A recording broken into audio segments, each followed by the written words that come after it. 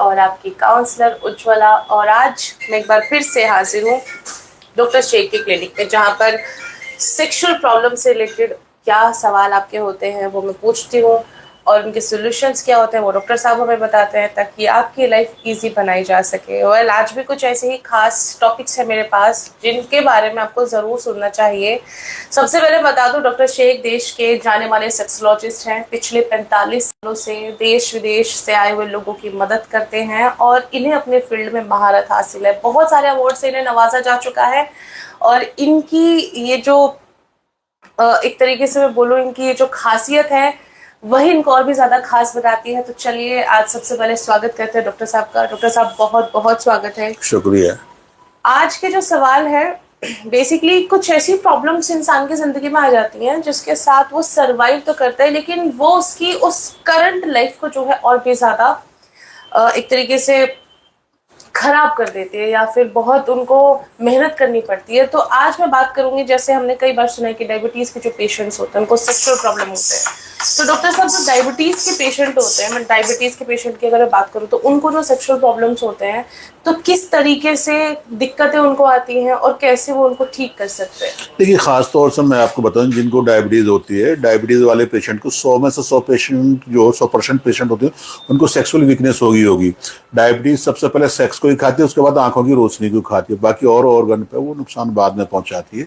तो खास तौर से मेरा कहना यही है कि जो लोग बाग डायबिटिक हैं और खास तौर से वो सेक्सी प्रॉब्लम से झेल रहे हैं, तो आपको सबसे पहले डायबिटीज को कंट्रोल करें। डायबिटीज जैसे ही कंट्रोल होगी तो आपकी ऑटोमेटिकली सेक्सुअल भी कंट्रोल होने लगेगी। बाकी इस डायबिटीज को कंट्रोल करने के लिए आपको मीठे को अवॉइड करना है, एक्सरसाइज वगैरह कीजिए, बाकी दवाएं लीजिए। डायबिटीज के लिए हमारे यहाँ बहुत ही बेहतरीन पाउडर आता है जिसका नाम सहर डायबेक केयर पाउडर है।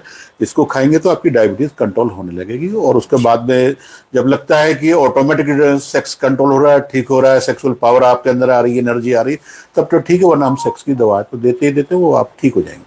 क्योंकि अक्सर पेशेंट जो है वो शिकायत करते हैं कि उनको इरेक्शन की दिक्कत आती है। तो क्या बीपी के जो पेशेंट्स होते हैं सर, कई बार बीपी लो, बीपी हाई की प्रॉब्लम्स रहते हैं, तो क्या इन लोगों को भी सेक्सुअल प्रॉब्लम हो सकते हैं?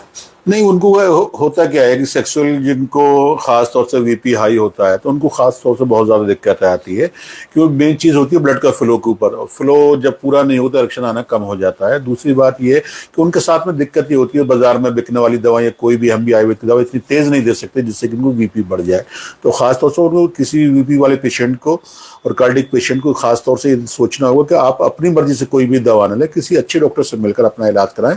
दोनों चीज़ें ठीक हो सकती है, इसमें कोई परेशान होने की जरूरत नहीं। जी डॉक्टर साहब, हम डायबिटीज और बीपी के बारे में तो ऑलमोस्ट सभी बात करते हैं, लेकिन आज एक ऐसी प्रॉब्लम के बारे में बात कर रही हूँ कि जिस इन्वायरमेंट में हम रह रहे हैं आजकल, हम देख भी रहे हैं कि पोल्यूशन इतना ज्यादा हो गया है, और उन लोगों के लिए तो बहुत ज्यादा मुश्किल हो जाती है जिनको एस्मा की प्रॉब्लम है।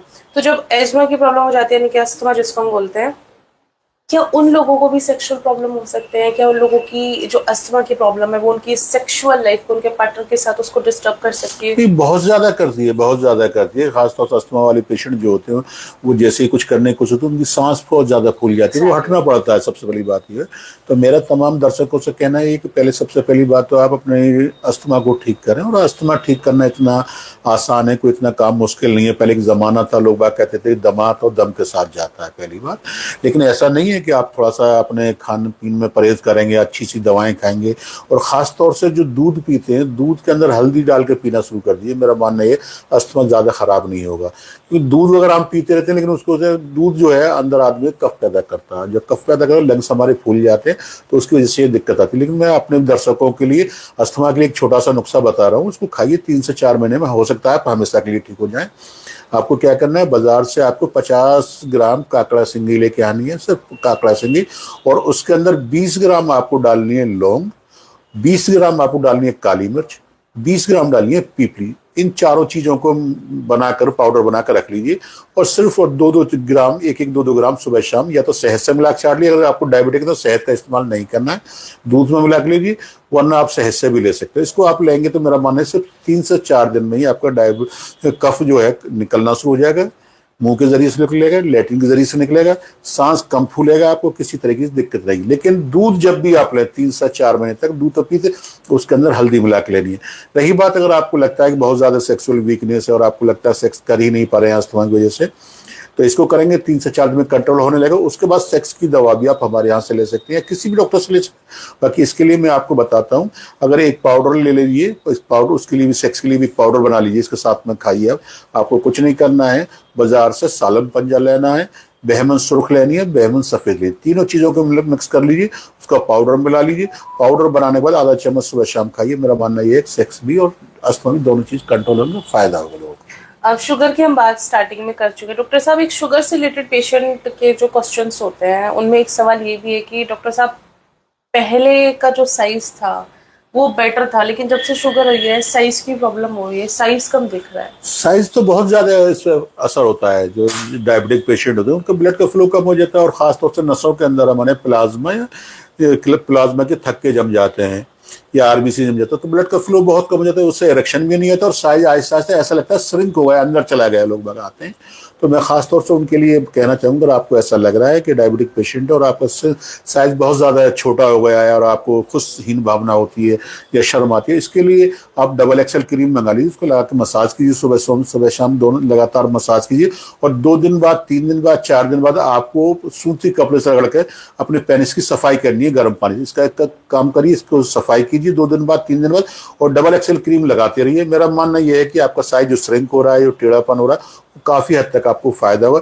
या आप हमारी क्लिनिक पर आकर हमसे मिल सकते हैं, विजिट कर सकते हैं और खुलकर बात कर सकते हैं, कोई दिक्कत नहीं। डॉक्टर साहब एक आखिरी सवाल मैं आपसे पूछूंगी कि बहुत सारे लोग हैं आज के टाइम में जो एक तरीके से डिपेंड हो चुके हैं वाइग्रा पे, उनका मन है छोड़ने का क्योंकि कितने सारे साइड इफेक्ट्स होते हैं इसके। और अगर बात रिप्लेसमेंट की है, क्या आपके पास कुछ ऐसा है जो हेल्दी भी हो, जिसका कोई नुकसान भी ना हो, फायदा, और वो वाइग्रा को रिप्लेस कर सके? देखिए, इसके लिए तो मेरे पास 45 साल हो गए, इतने रिप्लेसमेंट है मेरे पास, बहुत ज्यादा रिप्लेसमेंट है। पहली बात तो मैं अभी भी अपने दर्शकों को ये कहूंगा कि आप किसी भी सूरत में कोशिश ये करें कि पहली बात तो वाइग्रा लेनी ही नहीं, ये समझ लीजिए। दूसरा ये कि अगर आप लेनी पड़ती है, मजबूरी है, आप एडिक्टेड हो चुके हैं, तो बिना किसी डॉक्टर की सलाह के ना लें। वो आपकी जान से ज्यादा सेक्स नहीं है, क्योंकि आपकी जान ज्यादा कीमती है। तमाम तरह के हमारे पास शिकायतें आती है, लोग बाग खबरें आती है, पेपर में छपती हैं कि इतने लोग बाग एक्सपायर हो गए, डबल डोज खा ली, 2 टेबलेट खा ली, 3 टेबलेट, वो नुकसान ज्यादा, तो उसका काम है ब्लड के फ्लो को बढ़ाने का, और आपका बीपी बढ़ जाता है, ब्रेन हेमरेज भी हो सकता है और आपकी डेथ भी हो सकती है, पहली बात है। दूसरी बात है, जहां तक उसका सब्स्टिट्यूट विकल्प की बात है, जहाँ तक तो हमारे पास तो एक हनीमून चटनी आती है। हनीमून चटनी इतनी गजब की चटनी है, और ख़ास तौर से करीब 20-22 हमने इसके अंदर हर्ब्स डाली हैं। दूसरा क्या है कि इसके अंदर हमने गोल्ड भस्म, स्वर्ण भस्म का इस्तेमाल किया है, बंग भस्म का किया है, मकरध्वज का इस्तेमाल किया है, तमाम तरह की भस्मों का, मंडूर भस्म डाली है हमने, लोह भस्म इसके अंदर डाली है। बहुत जबरदस्त चीज है, और आदमी को अंदर से बॉडी को वज्र बनाती है, ताकतवर वाजीकरण है ये एक तरीके से। जैसे आदमी घोड़ा दौड़ता रहता है, उसी तरीके से आदमी अगर इसका इस्तेमाल करता है तो जिंदगी भर अपने आप को मतलब एनर्जेटिक महसूस करेगा, ताकत महसूस करेगा, और सेक्स में बहुत ज्यादा परफॉर्मेंस, उसकी अच्छी बेहतर परफॉर्मेंस रहेगी। ये आप हमारे यहाँ से हनीमून चटनी मंगा खा सकते हैं। और सस्ती चाहिए तो हमारे यहाँ SS कैप्सूल आता है, गदर फोर्ट कैप्सूल आता है, बहुत सारी दवाएं, और खुद ऐसी दवाएं जो हमारे यहाँ बिना नाम के अपने मरीज पर हम इस्तेमाल करते हैं, बहुत सारी दवाएं। और आप बिल्कुल दिमाग में से निकाल दीजिए कि ऐसी कोई दवा नहीं है या ठीक नहीं हो सकते, या सेक्सुअल वीकनेस आ गई तब ये ठीक नहीं हुई, ऐसा कुछ नहीं है। अगर आपकी, मैं कहता हूं कि अगर आपकी उम्र 18 साल से अगर 80 साल तक क्यों नहीं है, अगर आप हमारी क्लिनिक पर आकर हमसे मिलते हैं, हमसे विजिट करते हैं, तो मेरा मानना ये आप हमेशा के लिए ठीक हो सकते हैं और सेक्सुअल लाइफ को अपनी को बेहतर कर सकते हैं, ठीक कर सकते हैं, और अपने वैवाहिक जीवन में 4 चांद लगा सकते हैं। बिल्कुल। देखिए, डॉक्टर शेख सिर्फ एक नाम ही नहीं है, बल्कि एक पहचान है, एक भरोसा है ऐसे बहुत सारे लोगों का जिन्होंने अपनी ज़िंदगी में बच्चा जिनको नहीं हो रहा था, आज वो बच्चा अपनी गोद में लेकर डॉक्टर साहब के पास आते हैं। तो ऐसे भी लोग जो निसंतान है वो भी डॉक्टर साहब से मिल सकते हैं। आपके लिए एक लास्ट सवाल मैं पूछ रही थी डॉक्टर साहब, जिनका स्पर्म नील आ चुका हो, क्या वो लोग भी आपसे आके मिल सकते हैं? क्या उन लोगों के लिए भी कुछ? देखिए, पहली बात जो है, जो स्पर्म स्नेल की बात ये है, मैं आपको बता दूं, इसमें 2 रीजन है। एक तो ये होता है किसी के स्पर्म्स बहुत कम होते हैं, लो स्पर्म काउंट है, उसका इलाज तो कन्फर्म है, वो ठीक हो जाते हैं। अब आती है नील स्पर्म्स की, एजिस्पर्मिया की बात है। तो एजिस्पर्मिया में होता क्या है कि 2 तरीके हैं। ज्यादातर मेरा मानना, जो मेरी अपनी चिकित्सा का सार है, जो मैंने समझा इस काम को, उसमें क्या होता है, नील स्पर्म्स तो आते हैं, लेकिन वो आते हैं जिनको हाइड्रोसल हुआ हो, वेरिकोसिल हुई हो या टेस्टिकल में कोई चोट लगी हो, उन्हीं पेशेंट की, ज्यादातर पेशेंट की वही पेशेंट आते हैं, तो उसकी हम जांच कर लेते हैं। अगर उसकी वजह से है तो वो पेशेंट ठीक हो जाते हैं। एक वो आते हैं जिनकी अंदर बनते ही नहीं है, एंटीबॉडीज काम ही नहीं करती, वो सेल्स काम ही नहीं करते, स्पर्म्स बनते, तो उनका होना बड़ा मुश्किल हो जाता है। लेकिन फिर भी आप हताश ना हो, निराश ना हो। अगर आप आईवीएफ तक की सोच रहे हैं, मैं ये आपसे भरोसा दिलाता हूँ, आप आईवीएफ को अभी भूल जाइए, आप हमारी क्लिनिक पर हमसे आके मिलिए, हम आपको देखेंगे। हो सकता है आपको आईवीएफ की जरूरत ना पड़े और आप पिता द्वारा से पिता बन सकते हैं।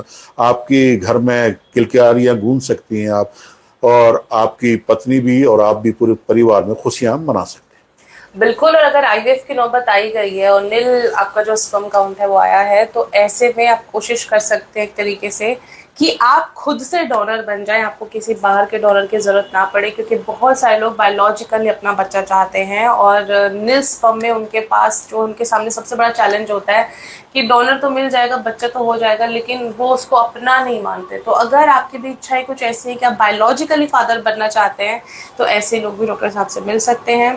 फिलहाल आज के इस एपिसोड में इतना ही, लेकिन हम ये लाइव जो है हर हफ्ते करने वाले हैं वेडनेसडे को। तो अगर आपका कोई भी सवाल है प्लीज आप छोड़ दीजिएगा, हम आपको नेक्स्ट टाइम उन सारे सवालों को लेकर यहाँ पर बात करेंगे। और आपका अगर आपका मिलने का मन है, बात करने का मन है, मैं आपके डिस्क्रिप्शन में नंबर यहाँ पर डाल दूंगी, आप जो है डॉक्टर साहब से बात भी कर सकते हैं।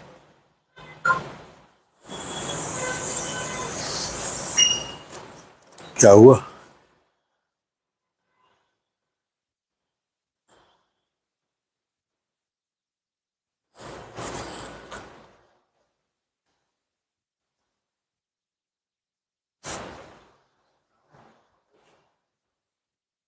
हैंग हुआ?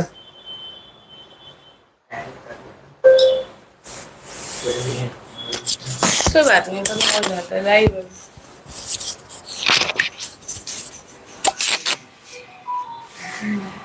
तो भी दिखा दी, ये कैसी लग रही है? मस्त लग